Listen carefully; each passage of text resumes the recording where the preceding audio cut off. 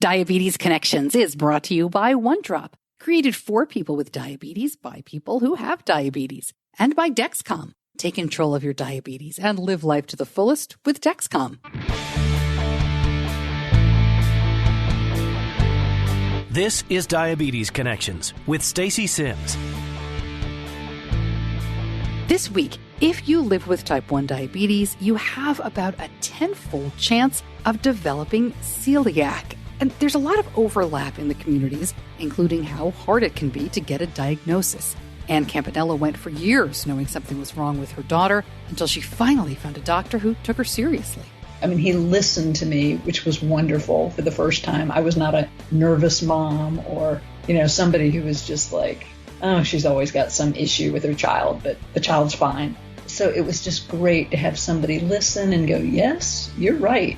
Anne shares the rest of her story in her new book, Celiac Mom, and takes some time to talk to us. In Tell Me Something Good, the Renegade Run is back, I'll explain, and a bunch of diaversaries with some interesting ways to celebrate. This podcast is not intended as medical advice. If you have those kinds of questions, please contact your healthcare provider. Welcome to another week of the show. I am so glad to have you along. I'm your host, Stacey Simms. We aim to educate and inspire about type 1 diabetes by sharing stories of connection. My son was diagnosed with type 1 right before he turned 2. He is now 15 and a half. My husband lives with type 2 diabetes. I don't have diabetes. I have a background in broadcasting, and that is how you get the podcast. A little bit of a different focus of the show this week in that I'm talking about celiac, which does not affect everybody with type 1. But I felt like Anne's story in particular really resonated and really reminded me, frankly, about our own story. I think you'll hear a lot in Anne that perhaps you have gone through, even if you do not have celiac, if you do not have a gluten sensitivity. And that's why I wanted her to come on the show. She's a terrific author as well, and we talk about some of the other books that she has written. Speaking of authors, I'm just going to take a second. I have to tell you some news about my book, The World's Worst Diabetes Mom.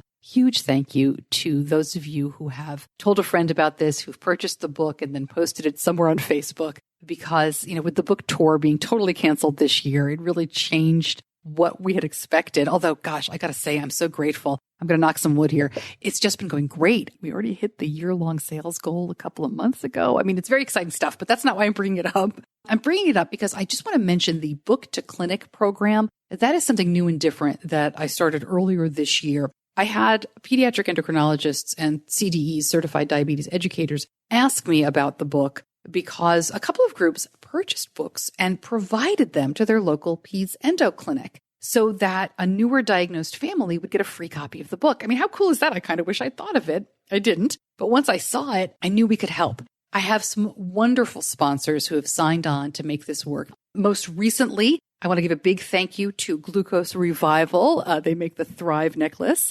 A big thank you to Pump Peels, our very latest sponsor. And of course, the people who started me on this Frio and T1D 3D gear. I'm going to link up all of their stuff in the show notes. Please visit these wonderful sponsors. I'm looking for groups like that, people who are small businesses, let's say, in the diabetes community.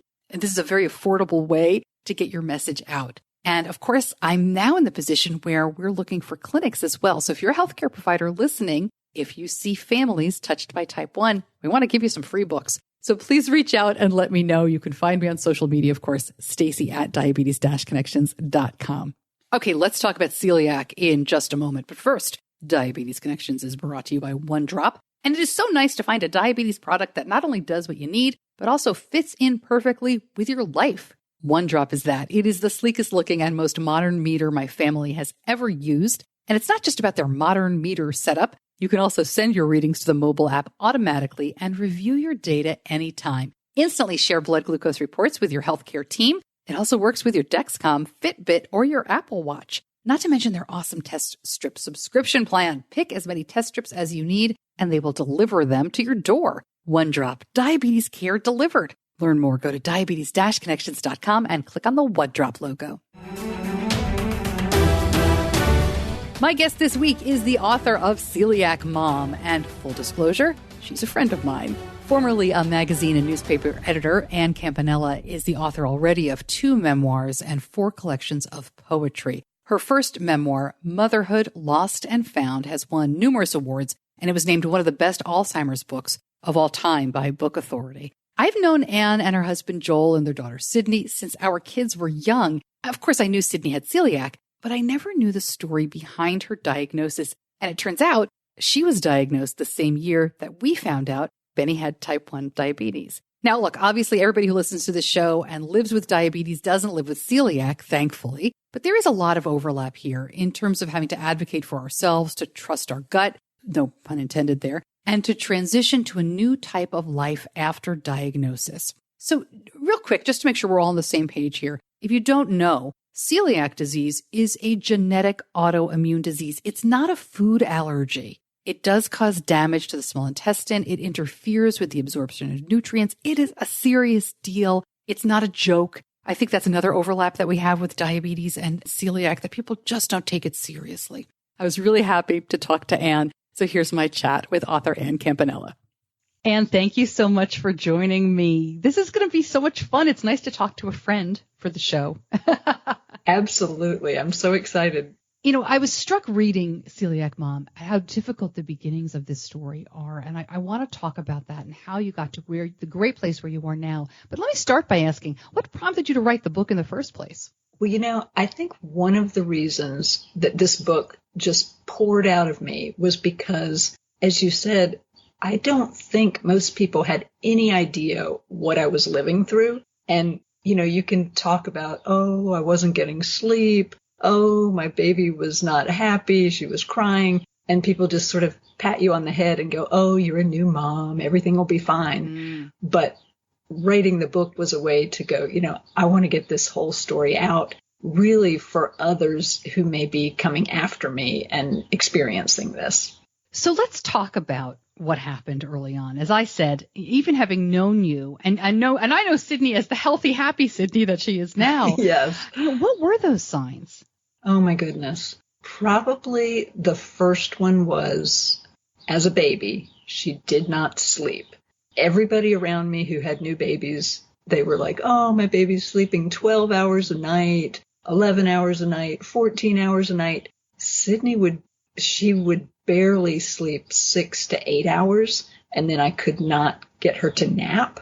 And at the same time, I was caring for my mom who had Alzheimer's, so I didn't even know if I was coming or going. And in the beginning, she woke up like every hour on the hour. And again, people said, oh, she's teething, or it's this or it's that. So that was one of the earliest signs, but I had no idea it was a sign. Right. When she got a little bit older, Joel loved to eat cereal. He'd pour a huge bowl of cereal. Sydney would do the exact same thing. Oh. And 5 minutes later, she would be on the couch holding her stomach.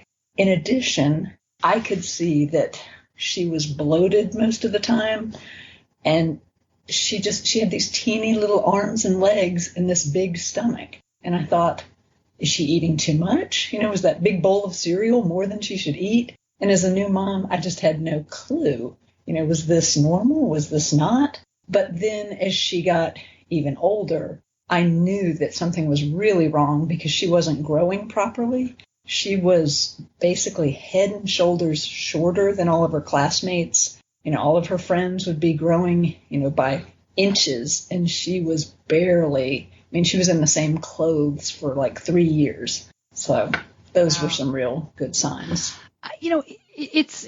It is obviously very different from type 1 diabetes, but so many people in different communities get these doctor's visits where they'll say, oh, it isn't that, it's this. Or, we don't need to check because this is just the flu, or she just needs to grow into it, or, every kid grows differently. And I'm curious, I know you heard that a lot. I did. What was the tipping point for you, though, where you finally got the answer? I guess I was on alert constantly.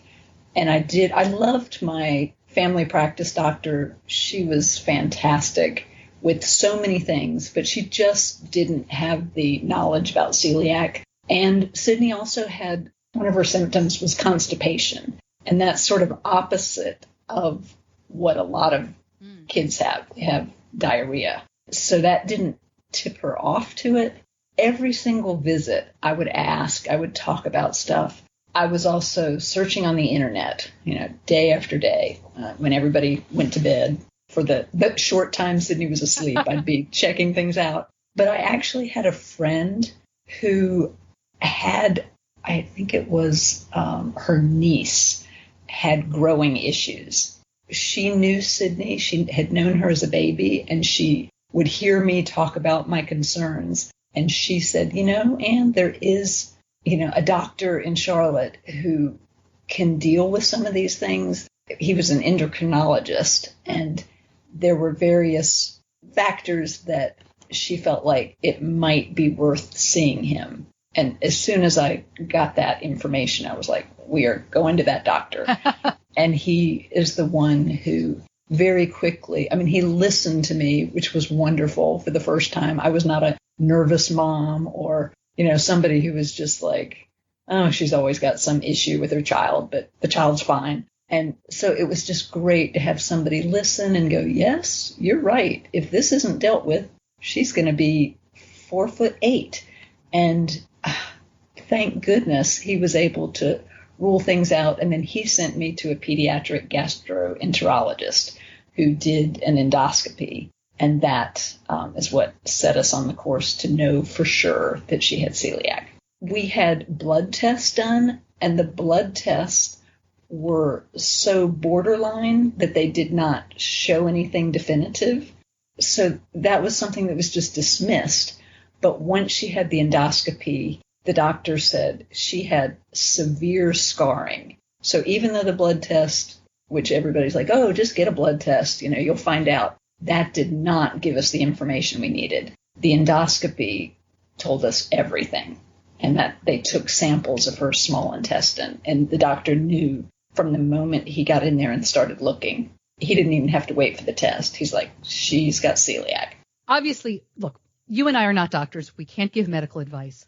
Right. Every borderline blood test is not going to lead to then a positive result from the endoscopy. But yes. I think it's a great point to bring up that if you're still not certain, if this is something that, again, we don't have this experience, but if you get the blood test back, even though it was borderline, did you have to push for it, or did the doctor say, to be sure, I'm curious how you still got the endoscopy? I definitely had to push for it. Now, the doctor, the endocrinologist, he was happy to do it. But in order to get to see him through the medical system, I definitely had to push because they were ready to just dismiss it, which I guess, maybe that's the case for a lot of people. But it did make me think, goodness, for all those moms who know intuitively that something is not right, it's so important to just keep pushing and, to go for what you know will help your child.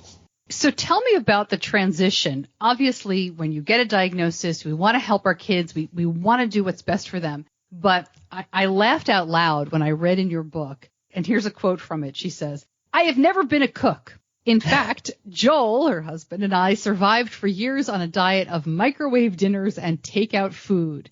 So a woman after my own heart. I was the exact same way for many years. Before I had children, I didn't cook at all, really. How do you make the transition from going out for Italian food, bringing home big bready subs, to what I imagine was a lot of food prep and cooking after this diagnosis? It was horrendous. To be honest, it was so hard. And I love hearing that you are not a cook either, because you get this. And I feel like it's sort of like God has a sense of humor. I went into motherhood thinking, well, I don't have to cook. I can get through this. And then he just turns things on his head, or my head. And it's like, no, you're going to have to cook every single meal for the rest of your life and just see how that is. But how did I do it? I will tell you, Stacey, it took me a good year before I felt comfortable at all. And I think I started the transition with just going, oh my gosh, I have got to find something to feed my daughter. I literally thought she was going to starve because I didn't know what to put on her plate. I figured out 5 meals. Okay, what are 5 meals that I can give her that she will eat? And she was starving. That was another symptom that she had. She was always starving. She would eat one meal. 5 minutes later, she'd be asking for a second meal. Wow. And I'd be thinking, what is the deal? Am I creating a child who's going to have eating disorders because she wants all these meals? So we went from, I tried to find the meals that I used to pick up, like if it was Italian, like spaghetti. Okay, spaghetti can't be too hard. And I found rice pasta and had to go searching the labels on spaghetti sauce to make sure that there was no gluten in them. And we should also jump in and say this is 2007. Yes. So while it was probably better than 1987, it certainly isn't what we have now. Oh right? My gosh, no, it's so much better now. I mean, you can actually go to regular stores and find gluten-free food. Back then, I went to the one health food store, and it was funny because it's health food, but basically the thing that they had most that was gluten-free was cookies and brownies and cake. Wow. And still to find actual meals, that was a challenge. I mean, you really had to search. And like one of the things I learned was chicken is not always safe. It's often processed with gluten. And so for a couple of months, I was feeding Sydney chicken for several meals thinking, oh, I'm doing so well, but she still was bloated. And as I was reading and researching, somewhere I ran across, oh yeah, chicken. And there's a couple of brands that are safe, but most are not. So once I got her off of chicken, she actually sprouted that summer like 3 or 4 inches. Wait, did I miss something? Why would chicken have gluten? Fresh chicken has a processing, and it's processed with some kind of wheat flour or something that's in it. And if you read real carefully, and it might be modified food starch or some other name that denotes wheat or gluten, chicken is dangerous for people with celiac. All right, wait, I have to ask even closer. You're talking about plain old naked chicken, not chicken nuggets. Right. What? Now, like Purdue chicken is safe, but I don't even know what other brands, but basically brands of chicken that you find wrapped up in the supermarket and they haven't been cooked yet, most of them are not safe. Wow. So if you go to a restaurant and you order chicken, and some restaurants, they don't even know, and they'll say, oh yeah, things are gluten-free, and they're not. And again, it's not a huge amount, and I should back up and say people with celiac, it varies how allergic is not really the right word, but how sensitive they are to gluten.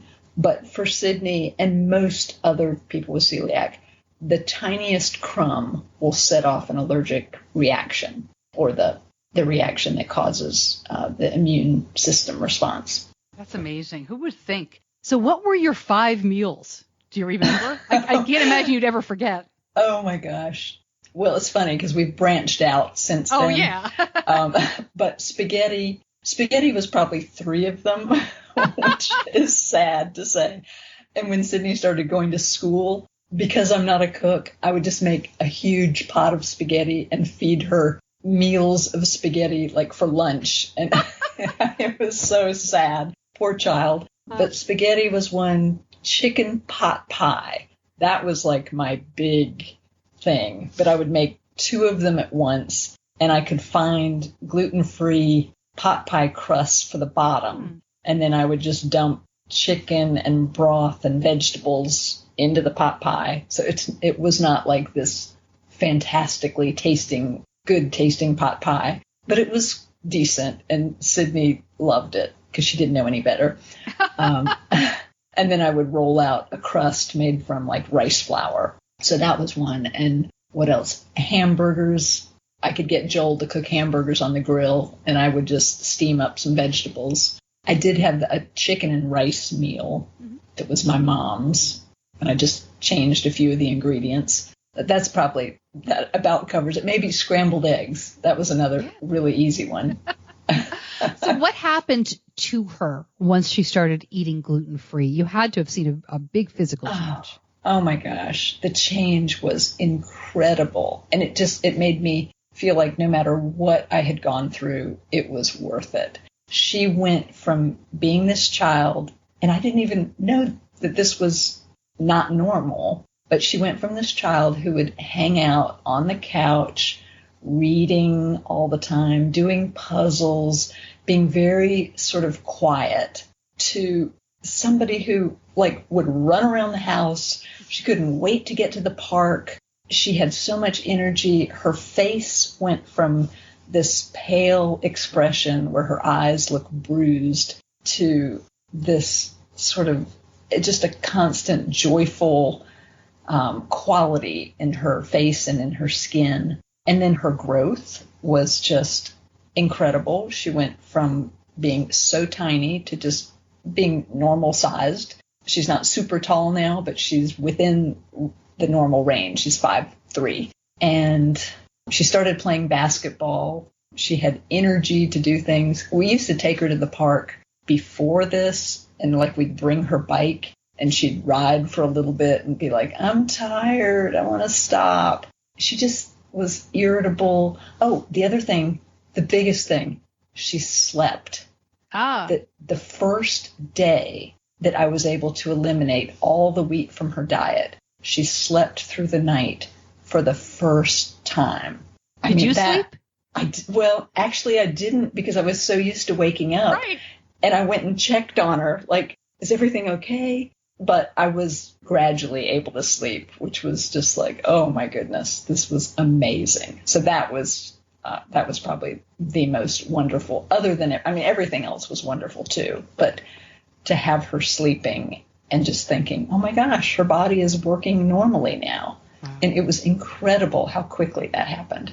During this time, and you're a wonderful writer, and you've written about your experience with your mother and Alzheimer's disease. And this was all pretty much going on at the same time, wasn't it? How were you handling all of this? It was. Oh, Stacey, I was a mess. I was truly, I was caretaking both ends of life. And oddly, my mom and Sydney had the same sort of needs. I remember having to bathe Sydney, having to wash my mom, having to feed Sydney, having to feed my mom, trimming their fingernails at the same time. Wow. And I was going back and forth. Part of the time, my mom lived at the coast near my sister. And then eventually we brought her here, and I was bringing Sydney with me to visit my mom. And that was a sweet time, because Sydney would like to push her wheelchair around, and my mom would, pat her on the head, and they could play ball and do little things like that. But it was so tough. And I think maybe that was part of what made the story hard for me, because I was so concerned about my mom, because she was close to death for a long time. She had Alzheimer's for 14 years. Wow. And the last, 7 years of her life, we kept thinking we were about to lose her. And then she would hang in there. But I feel like I wasn't really thinking straight. I wasn't sleeping well. I was just existing. But at the same time, when Sydney came, there was this incredible joy and, this new light and new life. And so it really helped balance the two, I guess. Yeah. Your book about Alzheimer's disease is very well received. You've won awards. It's a beautiful book. And I know you've been kind of in that world for a while. I'm curious, when you're writing a book about your child, it's a different experience altogether. Were you nervous about sharing that story? You've shared such personal things already, I guess is what I'm trying to get to. But when it comes to your child, it's a little bit different. I'm curious what your reaction to your own writing and sharing it about Sydney has been. You are so right, Stacey. And I'm sure you have had the same experience. Yeah. It is so different. And as I was writing this, Sydney she's now 18, but as I was writing this, she was 15, 16, 17, and not as mature and not really wanting me to share very much. So I just felt like I had to be so careful not to share things that she wouldn't be comfortable with. Right, But yeah. And even the book became Celiac Mom because I wanted it to be about my experience of parenting her rather than me trying to say everything that she went through, even though I've included that. And we have a place up at Lake George, New York. And last summer, when I had the whole manuscript written, I read it to her out loud. Oh, Because wow. I thought, she's a busy teenager, and the last thing she wants to do is sit and listen to mom's writing. So she was a captive audience when we were driving up to Lake George, and I thought, okay, I'm just going to read this, and this will also give Joel a chance, because he's in the book too, to hear it. And it was a great time to do it, because we were, having sweet family time. But I was able, wherever there were any places that she was uncomfortable with, I could take them and edit them a little bit and just ask her, are you comfortable with this? And amazingly, now that she's 18, she is fine with it. And she's excited that the story's getting out and she wants it to help people. So I'm just so relieved about that. That's wonderful. How is she doing? I mean, she must be very independent. I know that college doesn't look like it's supposed to for anybody. So instead of going to school, she will be virtually learning at home this year. But I imagine that no knocks on your current cooking. I don't know what's going on. I imagine that she can pretty much take care of herself. Yes, she's actually learned where she can go get takeout, and she's sort of led the way for the family, and it's wonderful because I've been hanging up my apron and just not having to make meals that she didn't really care about. But she is doing great. And interestingly, when we were looking at colleges, in my mind, a place that was going to offer great gluten-free food was top on the list. But that was very far down the list for her. She cared about it, but it just wasn't the top thing. She had other sort of normal things that were important to her, what kind of programs the college offered, where it was it a city or was it a country setting, how the size of it. It was really interesting going through the process of looking at schools with her and me being, it's funny, you call yourself the world's worst diabetes mom. I'm probably the most obsessive celiac mom. So I'm just watching every little thing and telling her, oh, did you see this? Or, oh, they didn't have any gluten-free food here. And she'd be like, Mom, it's fine. Don't worry about it. I can handle it. And eventually I just had to believe it and trust that she could. And she has really shown that she can.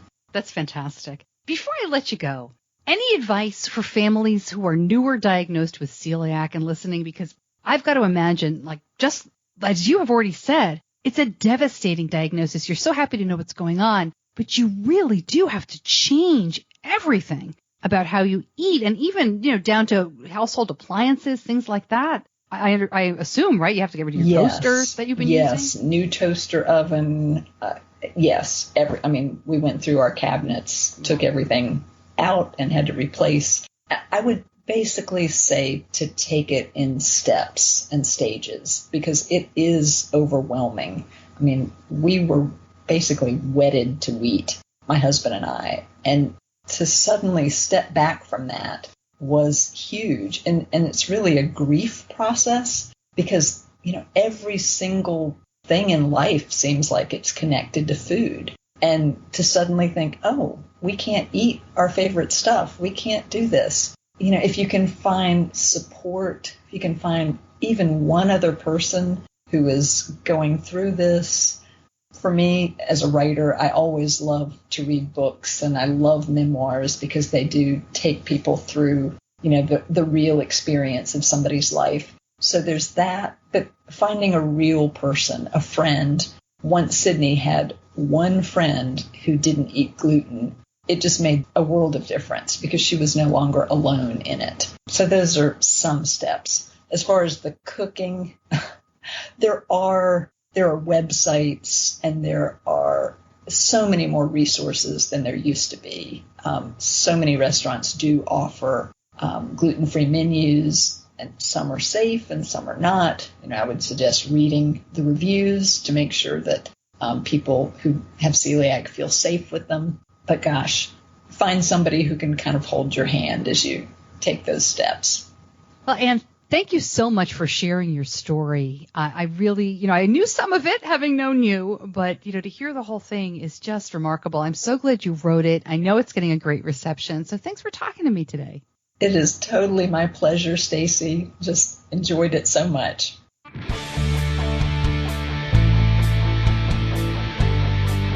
You're listening to Diabetes Connections with Stacey Simms.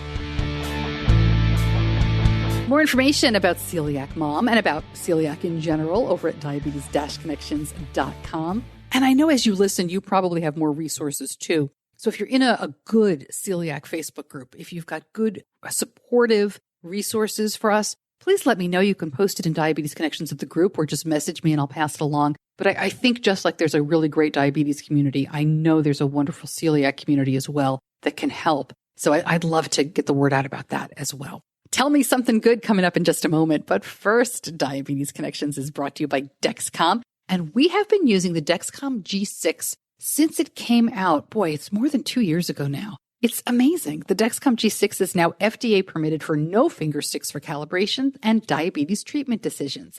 If, like us, you have used Dexcom for many years, that when you do the 2-hour warm-up and there's no finger stick, the number just pops up on your phone, it's amazing. I mean, it really is a big difference. We've been using Dexcom since Benny was 9 years old. So it's almost 7 years now. It'll be 7 years in December. It just keeps getting better. The G6 has longer sensor wear, now 10 days, and the new sensor applicator is so easy to use. Benny does it himself. He says it doesn't hurt. Of course, we love the alerts and alarms, and we can set them how we want. If your glucose alerts and readings from the G6 do not match symptoms or expectations, use a blood glucose meter to make diabetes treatment decisions. To learn more, go to diabetes-connections.com and click on the Dexcom logo.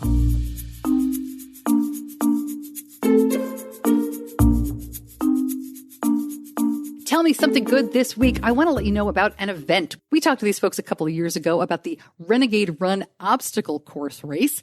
This year, it's a little different. Well, what isn't different this year? It's the Renegade Virtual Run. This is happening in mid-September, the 12th through the 27th of September from anywhere in the world. You just complete the different obstacles, the different run, jog, walk, that kind of thing, series of exercises, and you can complete them anytime. You share your photos, your videos. It's a really neat idea, very creative. I've seen some other things that have switched to online this year, and people just get so creative with this stuff. You can find out more very easily. I'm linking it all up on the episode homepage, diabetes-connections.com. And when you register or you donate or whatever you want to do, they will send you all of the information, including the list of exercises. So they're trying to make it super simple for everyone. Now, this is a fundraiser as well. They raise funds to support the research that's going on for diabetes at Massachusetts General Hospital. So again, just find out more at the episode homepage.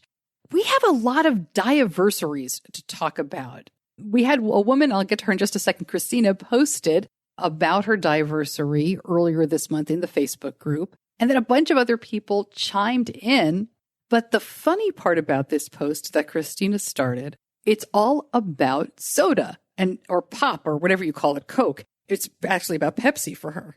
So Christina celebrates her diaversary every year by drinking a Pepsi, not a Diet Pepsi, a real Pepsi. It was her 14th diaversary, 14 years with type 1. And her blog post, which I will link up as well, and you can read it if you're in the Facebook group, was really great because she talks about how hard it was to make lifestyle changes. And the key was really, well, it was her, but it was sparked by an endocrinologist who didn't scold her or make her feel bad for her lack of compliance. He just urged her to make a few small changes, and he didn't expect her to be perfect. So she talked about how she made these small changes over time, but the thought of never having regular soda again was really hard. So she decided to try to do it once a year. That's what she does. Every year on her diaversary, she drinks a regular soda. And I think it's just an amazing way of looking at things. So I'll link up her blog. When we think about all of the big stuff that we have to do to stay healthy, it can be overwhelming. I mean, with or without diabetes. But if you take it one little thing at a time and try to make that change, that's really the way to do it and the only way to last. Okay, so then in the group, other people started chiming in with, I want to try to do this, or I think this is a great idea, or here's my diaversary. Beverly says she's going to do it with a root beer float once a year. and she is marking 55 years with diabetes. Tamara is talking about her 3 years with type 2, and she also had to give up diet soda. Her kidney specialist said no way. So they talked about that for a little while. Janice, who I've talked to many times before, has had type 1 for 65 years, and Bonnie with 54 years, 37 years for Robert. I got to tell you, as a parent of a child who's lived with type 1 for now 14 years in just a couple of months, it is incredibly heartening to see all the amazing hard work, perseverance, and resilience, not perfection, of the people who chime in when they talk about living a long life with diabetes. So thank you all so much for sharing that. And I'll share a quick story about soda for me. I used to love Diet Coke, big time. I never kept it in the house. It was my going out to dinner, going out to lunch, at work, that kind of thing. I would drink Diet Coke. I never wanted my kids to drink soda, so I never kept it in the house. A couple of years ago, Benny noticed. This was probably 4, maybe 5 years ago. Gosh, it's been so long. And he noticed how much Diet Coke I was drinking. And he knew that it wasn't good for me. And he challenged me to give it up for a month. Could I give up Diet Coke for a month? And I don't remember what I challenged him, but I gave him something back. And so we agreed we would do it. And I easily gave up Diet Coke for a month. I switched to unsweet tea, which is what I still drink, which is hard. I'm in the South. Everybody always drinks sweet tea. And I'm like, no, unsweetened tea, please. I can't say I haven't had a Diet Coke since, but it is rare. It is few and far between, because you know why? I don't like the taste that much anymore. It's weird how things change, right? It was hard at first, and I really kind of felt that craving, but after a month, it was totally gone. And I know, if you're a longtime listener, you know me and Benny, I wasn't going to let him win that bet. No way. So I thank him for it now, because I really don't remember the last time I've ordered one in a restaurant, and certainly the last time I had one, it's got to be months and months. And just another real quick story, and I'm getting long here, but about sweet tea. So my husband used to own a restaurant. He owned and operated a restaurant for many years. And he once told me if I ever saw how they make the sweet tea, I would, not that I ever drank it, but I would never let anyone I knew drink it again, because the amount of sugar that goes in there, it's not like, oh, a little teaspoon of sugar per glass. I mean, it's bonkers how much sugar goes in sweet tea. I'll try to actually get a measurement of it and ask him about it. Maybe I can post that in the group too. I mean, I know that you're not drinking a lot of sweet tea. I mean, let's face it, this is a diabetes podcast, but I don't know about you. I'm always fascinated by that stuff. Oh, okay. Back to the diaversaries. Sorry, I got off on a different tangent there. But if you've got a way that you mark a diaversary or a milestone or something like that, please let me know. You can always email me, Stacey@diabetes-connections.com, or post in the group and tell me something good. Okay, before I let you go, quick school check-in for our family, because, oh my gosh, this year. So far, Tulane is doing pretty well as I am taping this. It's been just a week for my daughter on campus. Classes did start. They have switched to weekly testing. They, as I had said in previous episodes, everybody had to be tested before they could step foot on campus. Then it was going to be random daily testing, then mandatory monthly testing. They have switched. That daily testing continues, but mandatory weekly testing. They haven't really put out too much about why. They said it was in consultation with health officials locally. And my thinking is also that they saw all of the schools that have already sent kids home, so they decided to step it up. So I'm grateful for that. My daughter seems to be holding up just fine. Of course, everybody's nervous, but, fingers crossed. What a bananas year this is.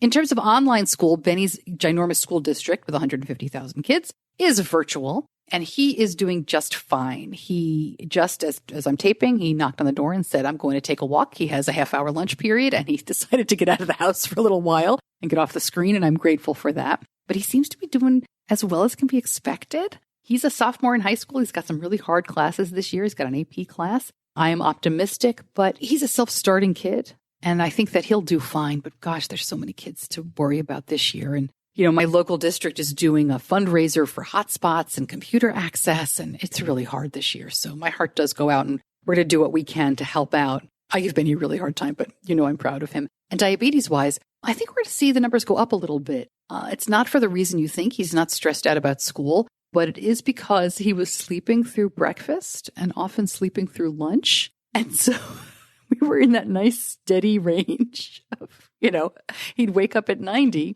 But he was 90 all night and until noon because he wasn't eating anything. And now he's getting up and school starts at 7:55. So he's eating breakfast and he's drinking coffee now and he's eating a little bit of lunch. So I'm just laughing. All is well. And I'm really trying not to hover. Ha ha. But I really am. And control IQ helps an awful lot too. So I think he's going to do just fine. But it was really funny to see that.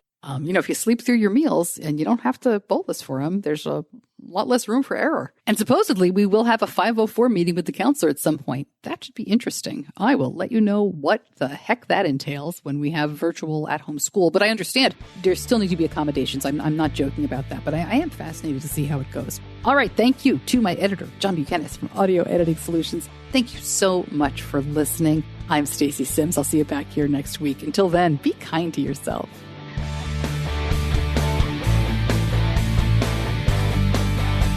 Diabetes Connections is a production of Stacey Simms Media. All rights reserved, all wrongs avenged.